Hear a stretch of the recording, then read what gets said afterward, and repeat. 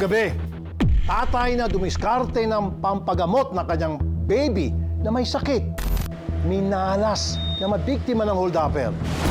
Ang masaklap na masagip siya mula sa mga kawatan, uli na ang lahat. At wala na sigurong tatamis pa sa sweet na samahan ng mag-inang 94 years old at 72 years old sa Batangas. Ako po si Rafi Tulfo, ang kapatid mo.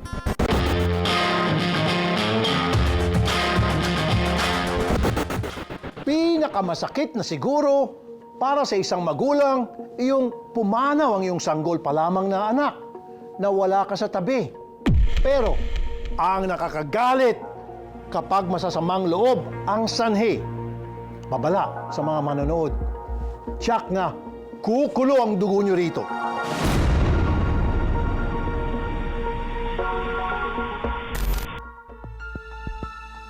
Buwan ng Mayo, taong 2025, habang buhay na itong tatatak sa mag-asawang Aaron at April bilang pinakamasakit na panahon sa kanilang buhay. Pagdating dun sa hospital, nire-revive na siya. Dead on arrival siya. Sobrang sakit, ma'am. Mahirap tanggapin hanggang sa ngayon. Or kahit sa mga darating na araw o taon. Kailan lang kinunan ang larawang ito ng dalawang anak nina Aaron at April. Bakas ang puot sa mga mata na mag-asawa sa tuwing titingnan ang litrato. Ang bunso kasi na wala pang isang taong gulang, bigla na lang pumanaw. Nagsimula ang lahat na magkasinat si Baby Ace. Akala nila nung una dahil lamang ito sa kanyang paglaki. Minessage ko rin si Mama that day na tinanong ko, okay naman daw yun. Parang normal lang sa pag-iipin kasi po yung tumutubong ipin sa upper part ng ipin niya is 5, sabay-sabay. Pero masigla talaga siya, may mga video pa kami. Pina-check up sa health center, saka pinainom ng gamot si Baby Ace. Pero hindi inaasahan ang mga sumunod na pangyayari. Gabi noon, naglalaba kasi ako noon. Parang pinatulog ko na siya bandang 10 p.m. Tapos pagdating ng 10 p.m., tulog na siya.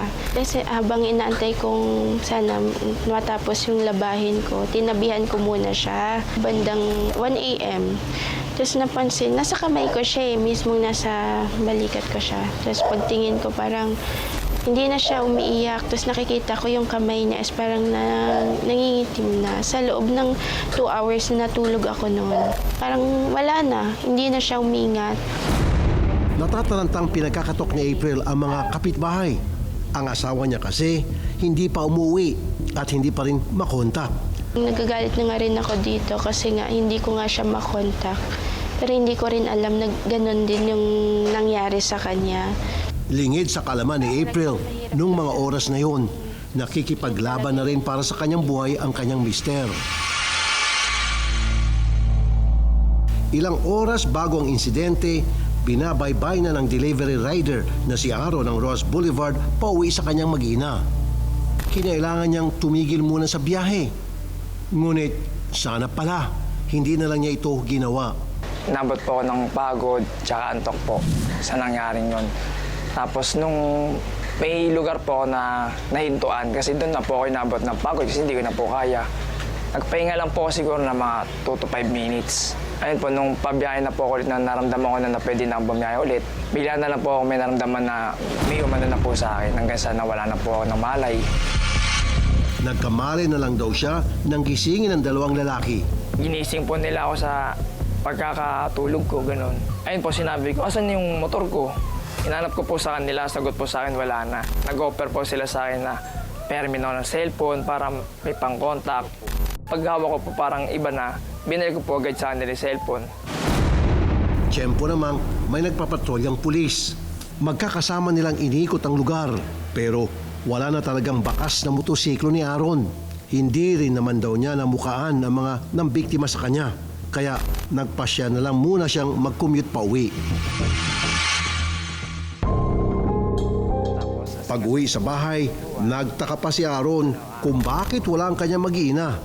Hinanap ko po yung baby ko. Sabi ko, asan na po yung baby? Asan na si Ace? Tapos ayun po, parang nagtaka na po ako bakit wala. Sabi ko, nasa ospital, punta natin. Pagdating sa ospital, sa morgue na pinadiretso si Aaron. Para siyang pinagsakluban ng langit at lupa nang makita ang kanyang sanggol na wala ng buhay. Sobrang sakit, ma'am, na hindi ko akalain na doon ko makikita yung anak ko, ma'am. Sa morgue ko na maabutan.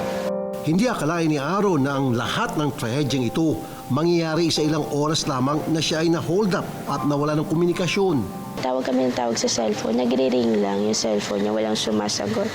Yun, nag-decide na kami na ibaba na dun sa ano, kaya wala na siyang naabutan nun. Dumating sa point na sinisisi ko yung sarili ko kasi wala ako sa tabi niya. Kasi man parang feeling ko pag nakita niya ako, baka mas lalo nga siyang ganahan or lalong sumigla. Okay, kaso hindi po kami nagkita, hindi po kami nagpang-abot nung time na yun. Kaya sobrang sakit na nawala siya nang wala ako sa tabi niya. Na hindi ko man lang siya nakita nung huling oras na yun. Mahuli pa kaya mga nang hold up kay Aaron sa isang napaka-critical na panahon sa kanyang pamilya? Alamin sa pagbabalik ng Kapatid Mo.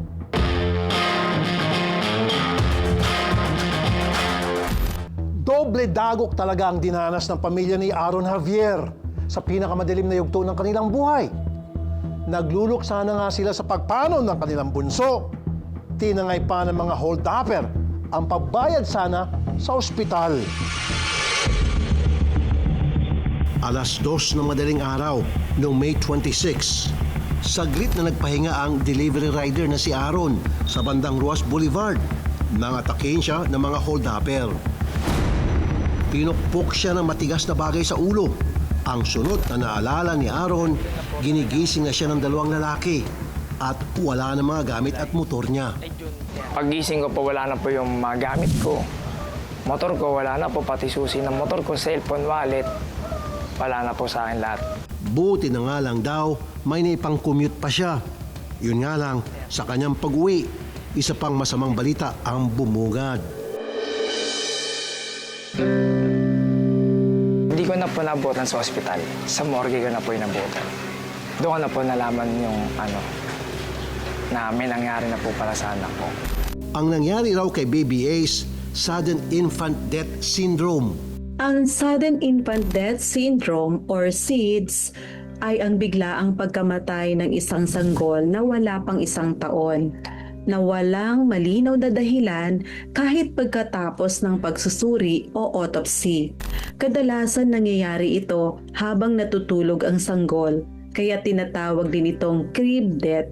Ang SIDS ay kadalasang nangyayari sa edad na 1 hanggang 6 na buwan. Ngunit maaring mangyari hanggang sa edad na 12 buwan. Bagamat hindi ito maipaliwanag sa lahat ng kaso, maraming insidente ang maaaring maiwasan sa pamamagitan ng tamang kaalaman at pag-iingat. Patuloy na rin nagpapagaling si Aaron sa mga tinamong sugat nung siya ay mabiktima ng mga hold-upper. Subalit, ang malaking tanong pa rin, sino ba talaga ang mga suspect at nasaan na ang kanyang motor? Sa tulong ng aming team, agad nagkasa ng investigasyon ang Pasay City Police. Nireview ang mga CCTV sa lugar at ito ang nakakagulat na napisto ng mga pulis. Nakita namin doon kung saan nagpapahinga si Sir Aaron, merong nakabisikleta, nagdadrive at saka may kaangkas, na heading towards sila na doon sa area ni victim. Tapos makalipas ng ilang minuto, makikita mo na itinutulak na nung isa yung motorsiklo ni Sir Aaron. So, mula doon sa footage na yon, itong sinasabi niya ngayon na tumulong sa kanya, si Jonard Canlas Cruz, E-Cruz, alias Jojo, tinawag ko ngayon siya. Sa follow-up operation, naaresto ng mga pulis ang pangunahing suspect na si alias Jojo, na siya mismong gumising at nag-astang tumutulong kay Aaron nung ito'y biktimahin. Agad naman daw itong ikinanta ang iba pang mga kasama. Ang ating pong suspect dito ay 3. Si Jonard Canlas alias Jojo, yun yung nagdadrive ng bisikleta. Si John Michael Come alias Pipoy, yun yung angkas ni Jojo na nagtutulak sa motorsiklo ng biktima at saka yung isang at-large na si Nathaniel Matanggol alias Trixie. Ito po yung bakla na di umano sinasabi nilang nagbenta doon sa motorsiklo ng biktima. Ang mga suspect natin ngayon ay nakadetain po dito sa ating male dormitory, dito sa ating investigation office ng Pasay City Police Station. At hinihintay lang po natin yung commitment order nila na ibibigay po ng ating court.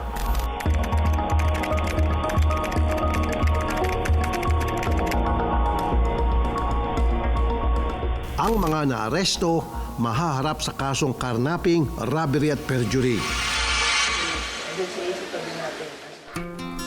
Sa puntong ito, tanggap na ni Aaron at April na hindi na maibabalik pa ang buhay ng kanilang anak, maging ang maikling panahon na ninakaw ng mga kawatan para sana makasama pa ni Aaron ang kanyang bunso sa uling pagkakataon. Dasal na lamang nila, patuloy na gumulong ang hustisya at magkaroon pa sila ng lakas para patuloy na maalagaan ng maayos ang natitira nilang anak.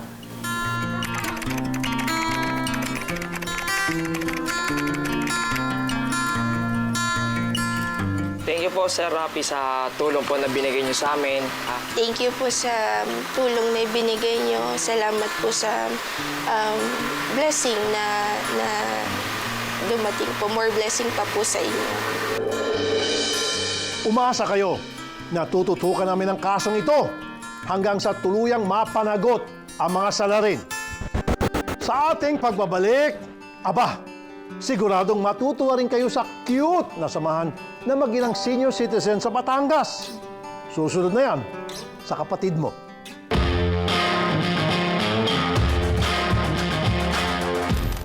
Hindi porket matanda ng isang tao, wala na silang karapatang sumaya. Yan ang pinatunayan ng mag-inang senior citizen sa Batangas na habang tumatagal ay mas lalo raw tumatamis ang samahan.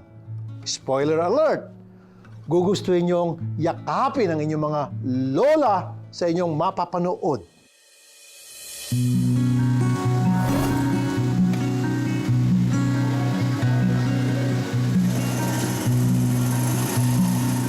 Siya si Lola Leona, 94 years old. Heto naman ang kanyang panganay na anak, si Nanay Ninita, 72 years old. Mukha bang pamilyar? Nag-viral kasi sila kamakailan lang. Sa isang video, kita si Lola Leona na dahan-dahang hinihimas ang mga paa ni Nanay Ninita. Sa isa naman, pinapakain ni Nanay Ninita si Lola Leona. Ito naman si Ala. Siya ang nag-post ng videos na mag-ina. Si Lola Noning po ay nanay ng nanay ko na si Nanita Tolentino, panganay niyang anak. Ako po yung kasama ng lola ko hanggang sa ganitong edad po. Dito sa bahay niya. Hindi po siya intentional na i-post ko. May nahagip po akong moment na ang cute. So parang nung nag-post po ako noon, parang may mga natuwa. Kasi natutuwa po ako na natutuwa sila sa lola at mama ko. Sa simpleng tahanang ito sa Balayan, Batangas, nakatira mag-iina. Pagpasok namin, inabutan namin sila na minamasay ang isa't isa. Bakit naiyak? Si Lola Leona medyo mahina ng pandinig. Saan napunta? La, kamusta po kayo? Kumusta po kayo? Buti naman. Pero ang memorya niya, daig pa ang mga mas bata sa kanya.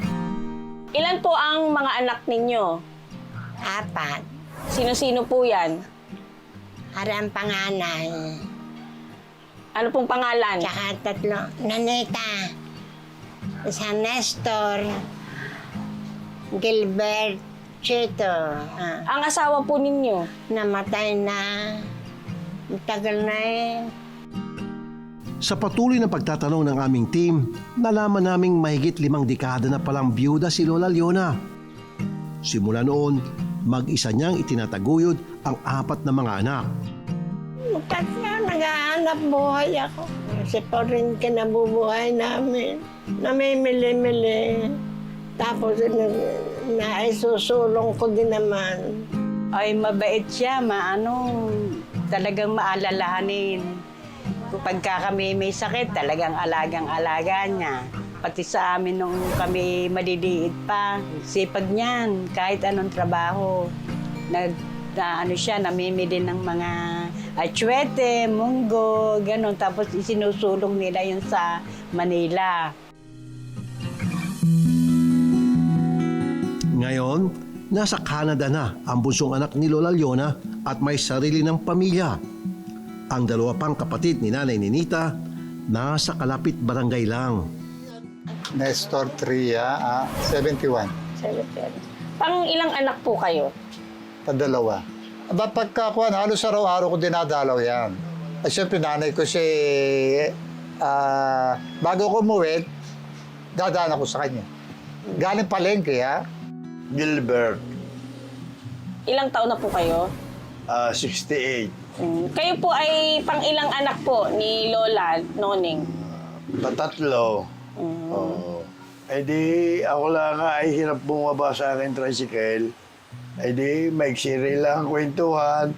Hindi naman katagalan. Siguro mga kalating oras, 1 oras. Para lang kami magkina. Ay nga ay wala ka nang makikitang garning magulang. Wala. Pero si Nanay Ninita, fail na fail ang pagiging unika iha. Ito nga raw sigurong dahilan kaya hindi na siya nahiwalay sa kanyang ina. Paano? Lagi rin daw kasi niyang hinahanap-hanap ang hilot nito.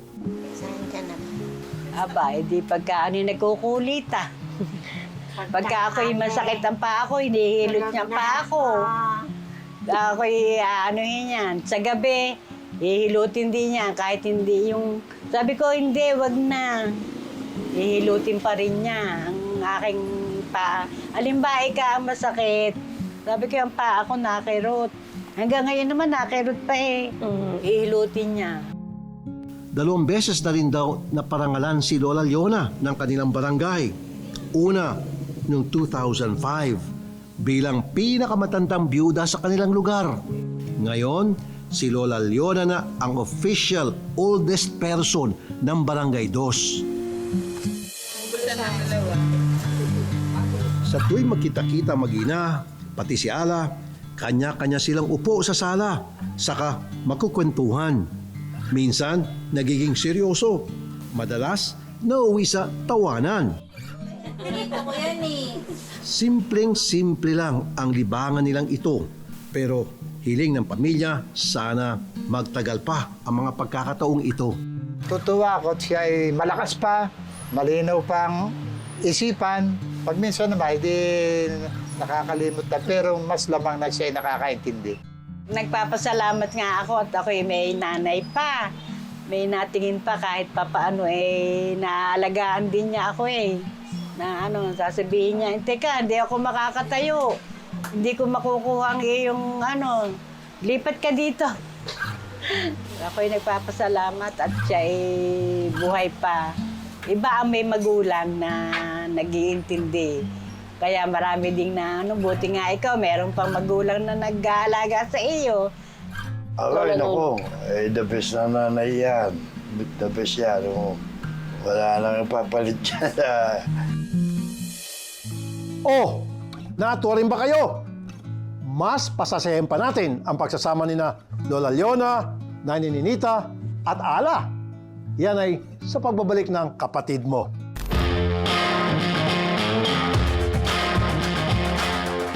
Tulad ng ibang senior citizens, dumadalas na rin ang mga sakit na nararamdaman ni na Lola Leona at ng kanyang mga anak na pawang senior citizens na rin. Pero dito sa kapatid mo, sisiguraduhin natin na happy ang ending ng istoryang ito. Promise.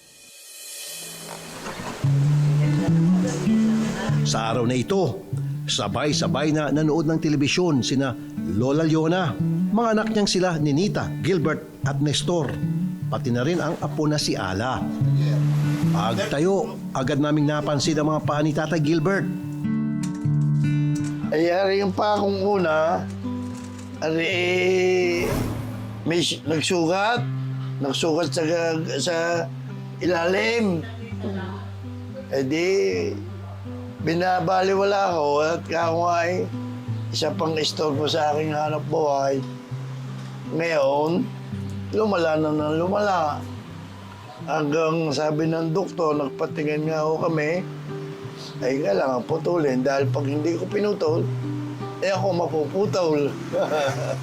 Mga 8 to 9 years bago naputol na rin kabila. Ay bigay lang ng kaibigan na rin eh. Bigay lang ng kaibigan. Naawa sa akin, binigyan ako kahit na luwag. Medyas, maraming medyas yan, oh. Maraming medyas na sapin-sapin. Hindi sa kabila, ganun din. Para lang magkasya.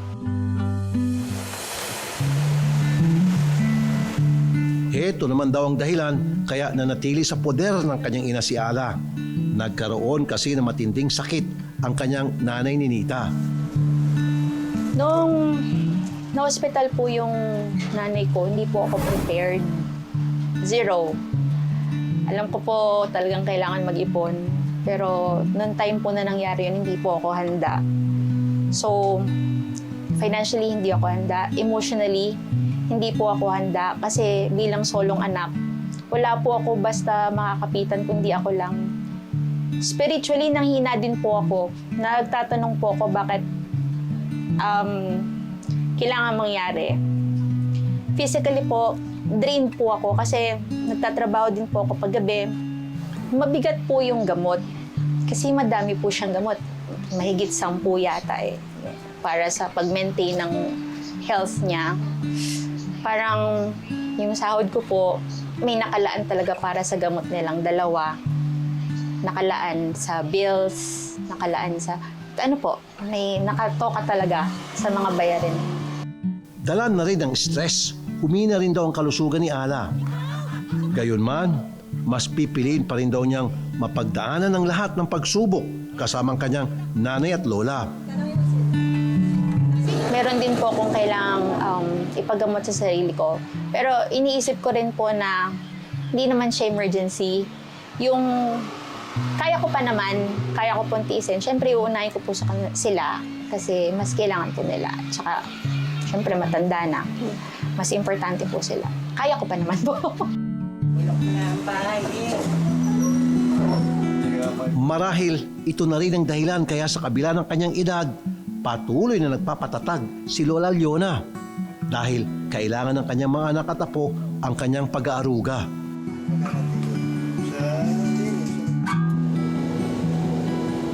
Hindi na nag-aksaya pa ng oras ang aming team. Agad kaming kumonsulta sa doktor. Una, tungkol sa prosthetics ni Tatay Gilbert, pati ng iba pang mga kaakibat na kondisyon sa sakit na diabetes. Yung mga prosthetics po is specific yon per pasyente. No? Hindi siya parang t-shirt na merong small, medium, large, XL. Yung bawat prosthesis, pinapagaling muna ng maigi yung stump or yung pinagputulan ng paa, and then minomold yon, no? Sinusukat yon specific for that patient. No? Hindi kasi pwedeng masyadong maluwag kasi mahirap ilakad yon. Hindi naman pwedeng masyadong masikip kasi baka magkaroon na naman ng panibagong sugat na hindi gagaling. So, each prosthetic or each prosthesis is specific para sa isang pasyente. Sa mga pasyente na may diabetes po, no, especially yung uncontrolled na diabetes, ang kadalasan ng mga simptomas yan is parang nagmamanhid yung paa nila, nangangapal, parang may mga gumagapang na langgam, or minsan may natatapakan sila na matulis, hindi pa nila nararamdaman. Ito yung nangyayari kapag meron na nung LOPS, yung LOPS na tinatawag. Ito yung tinatawag na loss of protective sensation, na apektuhan na kasi yung sensory or yung pakiramdam ng paa nila. As much as possible, ayaw nating magputol ng paa or ng binti, no? Pero meron kasing mga pagkakataon na yung sugat ng pasyente ay abot na hanggang litid, abot na hanggang buto, na if you try na linisin lang yon, tanggalin ang lahat ng infeksyon, at the end of the day, matatanggal mo din yung mga litid at mga important na structures. So parang wala na ring function yung paa. para mas mapadali ang kanilang pagpaparot parito sa loob man o labas ng kanilang bahay. Handog na rin namin para kina Lola Leona, Nanay Ninita at Tatay Gilbert ang 3 wheelchairs. Sagot na rin natin ang 3 buwang gamutan na mag-ina. Pati na ang kakailanganing operasyon ni Ala.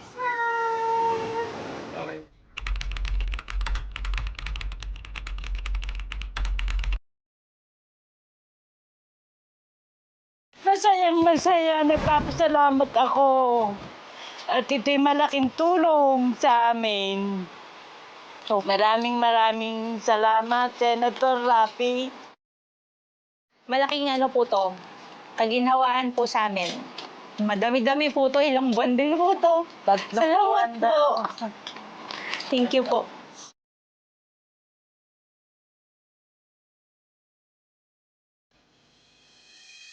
Ika nga, ang pagtanda ay isang biyaya na hindi lahat nabibigyan ng pagkakataong marating.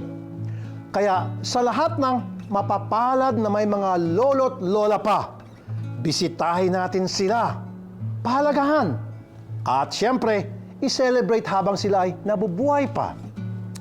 Hanggang sa susunod na linggo, ako po si Raffy Tulfo, ang kapatid mo